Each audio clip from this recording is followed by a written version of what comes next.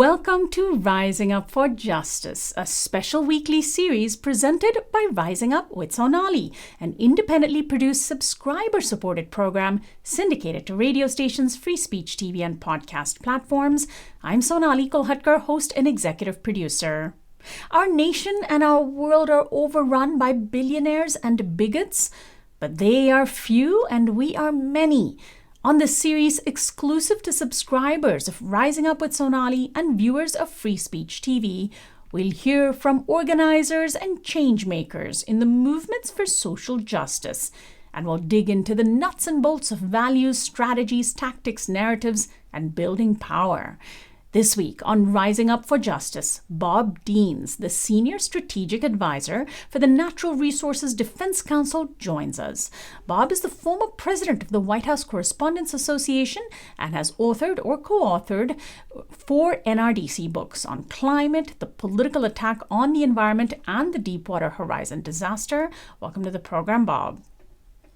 Thank you, Sonali. Great to be here. The organization's name, Natural Resources Defense Council, NRDC, hints at what it's about. But how do you explain to people that you've just met what it is that NRDC does? What are its main goals? Sonali, we have one mission. It's very simple, and it's to protect the natural world as if our very lives depend on it, because they do. And our work is very much grounded in bedrock American principles. Government by the consent of the governed, pursuit of equity and justice, the rule of law, sound science, and our determination to leave our children a livable world, a world, in fact, better than the one that we found. And it's a very challenging moment for this because today these ideals, these principles are under attack by a radical political agenda unlike we've ever seen. So we're doing everything we can to stand up to that agenda and to set the table for further progress in the future. And how does NRDC achieve these goals? What is the nature of your work? Well, to start out with, who are we? We're about 700 people strong. We have something like 3.3 million supporters around the country. We get our funding from these supporters, from individual supporters. No money from governments at all, anywhere, Sonali. And so we speak for the people who support us and the best interest we feel for the future of the nation. And so what we're all about is this. About a quarter of our staff, roughly, are attorneys. These are litigators. Are there attorneys who are good with legislation? Are there attorneys who can help communities to stand up for their rights? Those kind of things. We have about a quarter of us would be scientists, PhDs with expertise in air or water or wildlife or habitat or something, or even public health. Another quarter would probably be, I'd say, policy and communications people who work with elected officials, who work with government at the state, local, and federal level to try to produce the best possible policies. And then the rest would be a full panoply of people who support that work. So what we try to do is, our strategy is right now in Washington, first and foremost, protect and defend. We're standing up against the single worst White House assault in history on the environment and public health. At the state level, advance and improve. State and local, I might add. Communities, community leaders in the cities and the states, they're still hearing from farmers and ranchers and teachers and students and people all over this country who recognize the need to stand up and protect the environment and public health. And third, in the set the table category, we're constantly working to broaden and to strengthen our influence, finding more and more people who share our values or who want to learn more and participate more in this kind of work, Sonali. And how long has NRDC been doing this? What's the history of the organization? Because often I like to learn about the impetus, because sometimes there's a really interesting story, maybe an individual or a particular incident that sparked the formation of an organization. Yeah, great question, Sonali.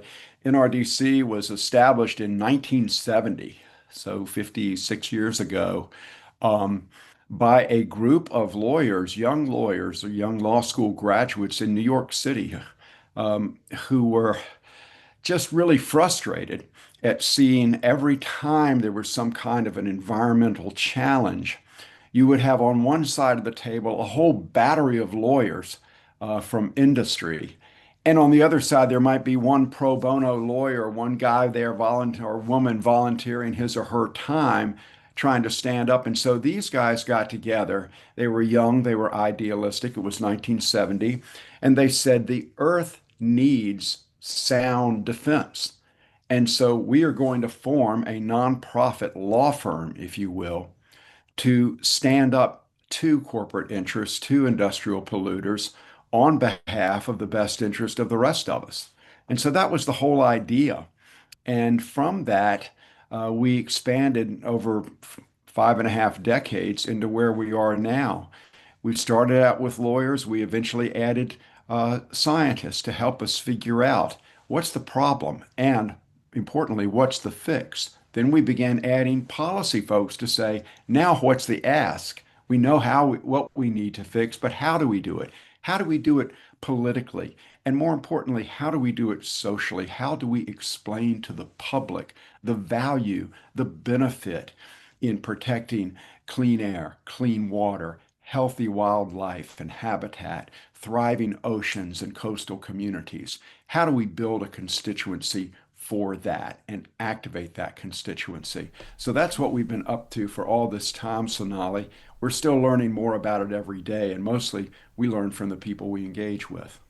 And given how many years NRDC has been around, you said 56 years, are there specific victories you can point to, the highlights, if you will, because there must be many?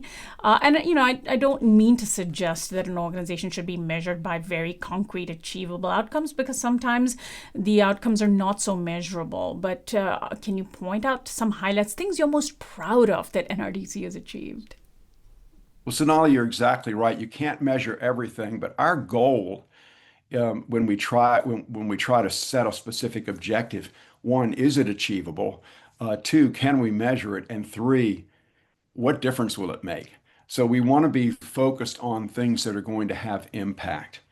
So, having started at 1970, we were on the ground floor of the movement that set into place the entire edifice of environmental protections, the Clean Air Act, the Clean Water Act, the Endangered Species Act, the National Environmental Policy Act, and the institutions required, the Environmental Protection Agency, um, required to enforce these safeguards. So we've been at the forefront of working with elected officials in Washington for these federal laws, working with the institutions like the Environmental Protection Agency, the Department of the Interior, the Department of Energy, the Department of Transportation, and others, to try to make sure that laws are implemented effectively with the right kind of rules, and most importantly, trying to help explain to the public how we benefit in all of that.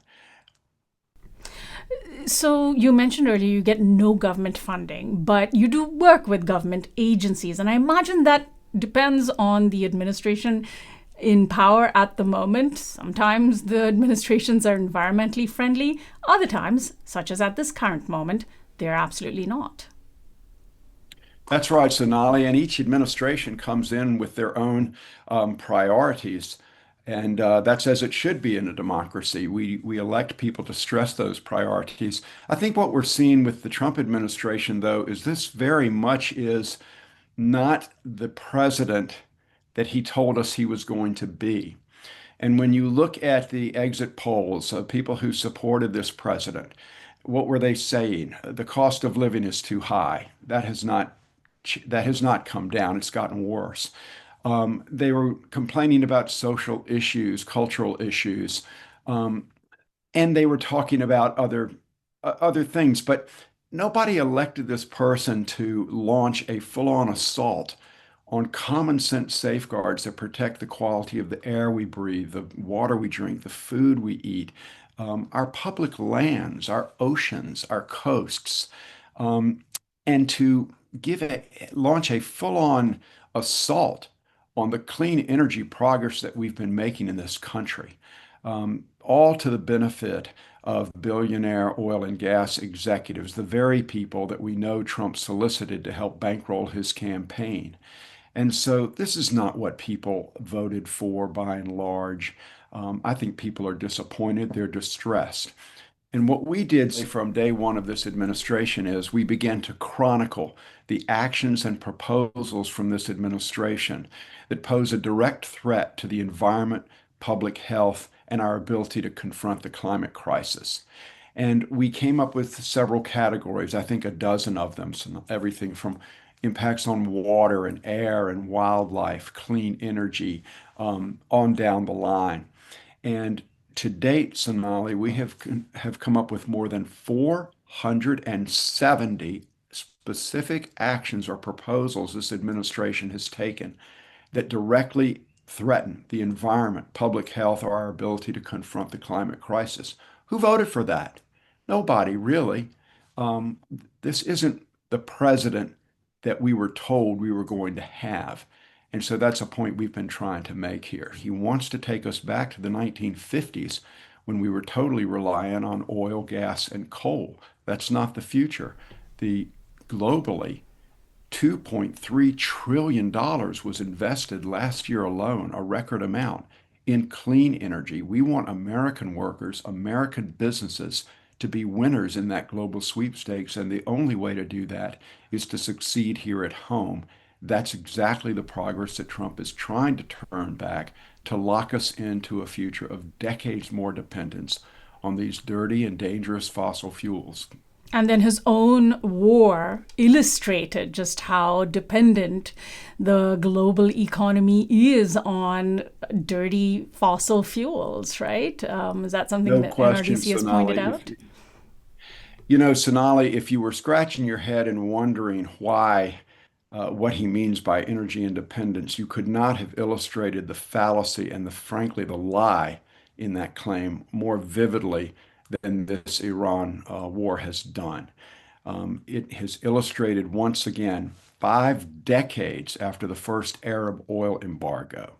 And by the way, our third war in the Persian Gulf in 34 years, and the second time in just 4 years after the Ukraine war that Russia started. It has been made clear once again we cannot drill our way to energy security because our dependence on oil locks us into an addiction, as George W. Bush called it, on a fuel that holds our families and businesses hostage to global price shocks we can neither control nor predict. The Iran war is illustrating that in a way that is most painful right now to the heartland, people who have to drive long distances every day, farmers who are caught in a vice now of higher fuel prices, higher fertilizer prices, right here at planting time. By the way, while more than half of our heartland is locked in a horrific drought that is just really pinching farmers from all angles. And so you're absolutely right. The Iran war has illustrated yet again that our reliance on oil is our strategic and economic Achilles heel. The way to fight it is to say, by the way, sunlight, the price of sunlight has not gone up. The price of wind has not gone up. The more domestic energy we can produce here in this country with the wind and the sun, the more secure we are as a nation, Sonali.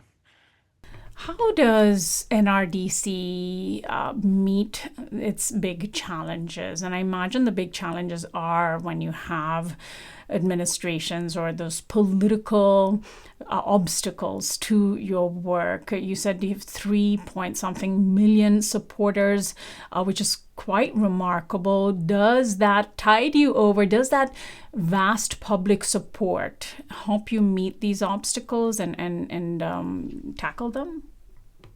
Absolutely. We rely on our supporters. We rely on their input, for example. We rely on their ideas. We rely on them to tell us where they are, what they support, what they don't support, lines they draw. We rely certainly on their resources because that's what it takes to stand up and challenge these powerful corporate interests that we're up against. And we rely mostly on their voice. We need people to be engaged, to share their views with their elected representatives, to share their views with the White House, to let them know, to hold them to account for what they do or what they fail to do on our behalf. And so we rely on them for all of that. Our own challenges begin internally. We struggle internally to get our policy and our positions right, right with the science, right with the public interest, right with the rule of law. We struggle to find real solutions that will achieve our goal, that we can measure and that will make a difference. And we struggle to get to solve the right problems and to seize the right opportunities, those with the most potential for change. It starts with asking the right questions, developing good answers, and then turning those answers into action. But right now, our biggest challenge is this administration that is locked into a approach to ensure short-term profits at all cost for large corporations and wealthy shareholders while the rest of us pay the price. Pay the price with dirtier air, dirtier water, public lands, uh, taxpayer giveaways. We could go on and on. But the bottom line here is this is an administration that's putting polluters first and putting the rest of us at risk. That's our greatest challenge at the moment, Sonali. How does NRDC center narrative and storytelling around environmental justice, around defending the Earth's resources? This is something that I think organizations in more recent years have felt important to emphasize, given the rise of social media and how especially young people get so much of their information from, video snippets, etc. And storytelling seems more important than ever. Absolutely. So let's start with environmental justice. Environmental justice to us means one thing. It means that nobody anywhere bears a greater environmental and health burden simply because of the color of their skin or the size of their bank account. That's environmental justice to us. And so that means whether I'm living in Cancer Alley in Louisiana, by a petroleum coke facility in Chicago, or by a diesel fuel container operation in Oakland, California, or a place in Alabama that doesn't have satisfactory water and sewage systems, wherever and whatever. You shouldn't be paying a higher price. There shouldn't be such a thing as what we call sacrifice zones. We shouldn't be sacrificing human beings for preventable ills and harm and risk. And so that's where we start with environmental justice. But when you're doing this work, it is imperative, Sonali, to put a human face on it because otherwise things become abstractions and people have a hard time with that. But when you can show a person in West Virginia who has buried her grandfather and her father because of black lung and is now dealing with coal ash threatening the rivers and streams in her community.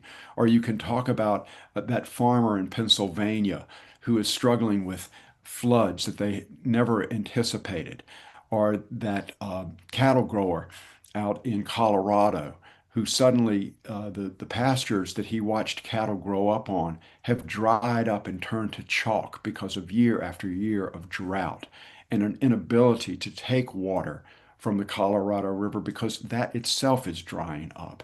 And so when you can put a human face on it, Sonali, it just naturally connects with people and you add the voice. So that kind of narrative storytelling is foundational for us. And that's why we have offices around the country, not only in Washington and New York and Chicago, but also in other places.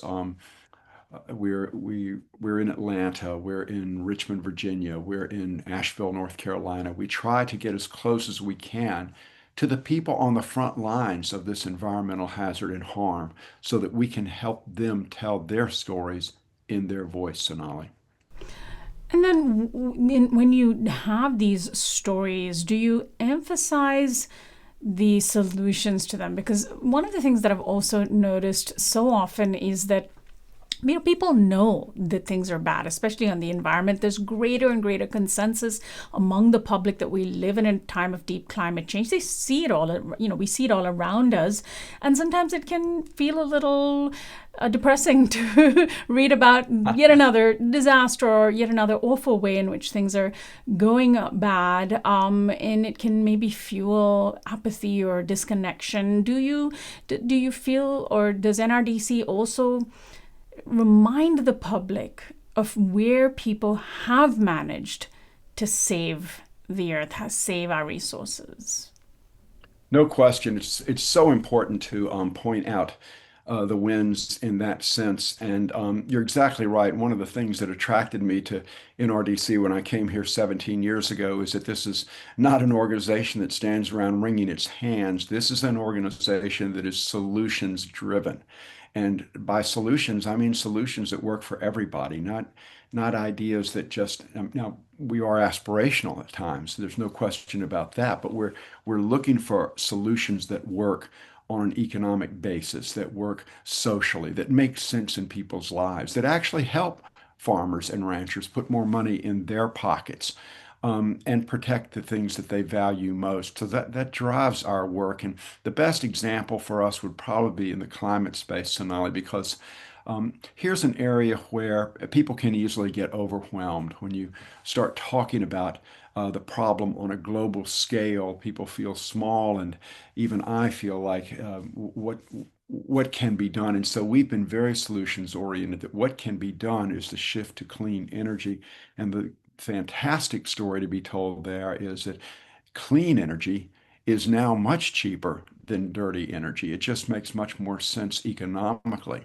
And that's why over the past several years, something more than 90% of all the new electricity capacity being installed in this country has been wind, solar, and advanced battery storage.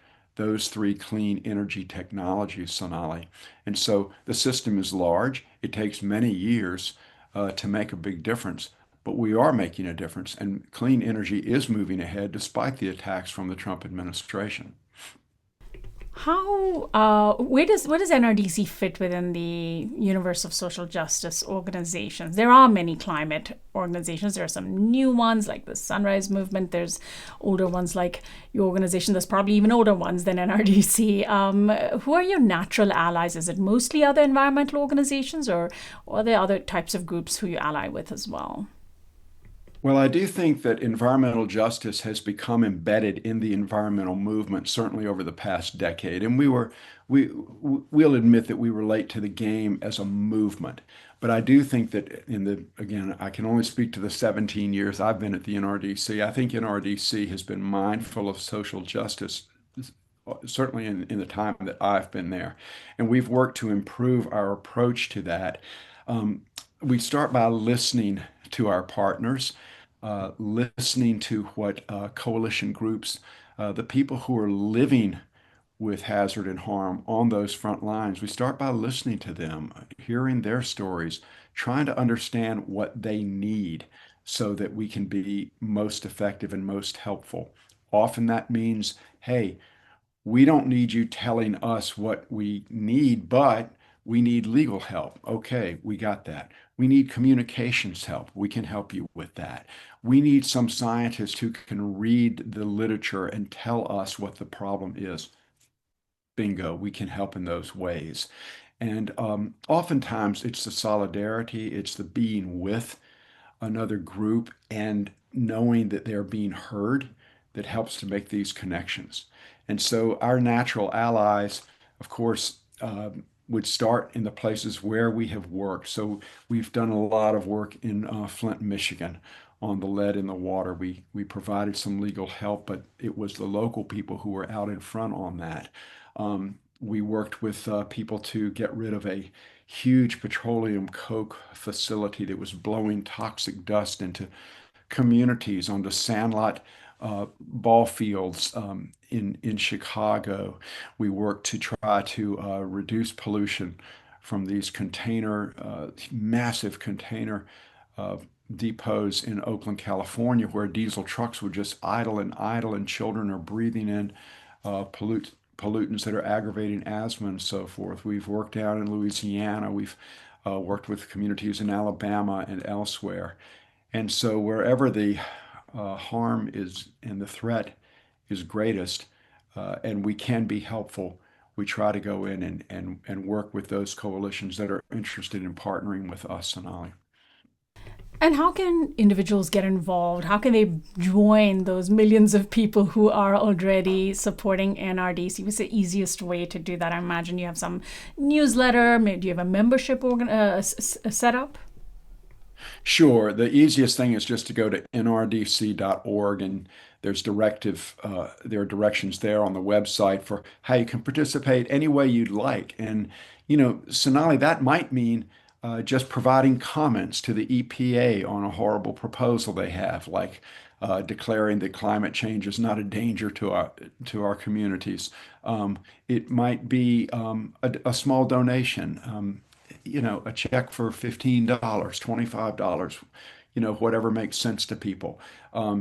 It might be, I'd like to get on the list to receive emails that you all send out, or what we call action alerts, where we say to people, hey, here's something the administration or Congress is trying to do that is not in your interest, and it really would help you raise your voice. If people are more politically inclined, we have a political wing. It's the NRDC Action Fund, and they are very focused on trying to make sure that we get environmental champions in the House and the Senate. And so those are a few ways that people can get engaged, Sonali, and we welcome that engagement. And we'll post a link to NRDC's website from our site as well. Bob, I want to thank you so much for joining us today, and good luck to you. Thanks so much, Sonali. We appreciate the great work that you're doing. My guest has been BobDeans, Senior Strategic Advisor for the Natural Resources Defense Council, and this is Rising Up for Justice. I'm SonaliKolhatkar, host and executive producer of this new weekly half-hour series, exclusive to viewers of Free Speech TV and subscribers of my long-standing program, Rising Up with Sonali. You can find out more at risingupwithsonali.com.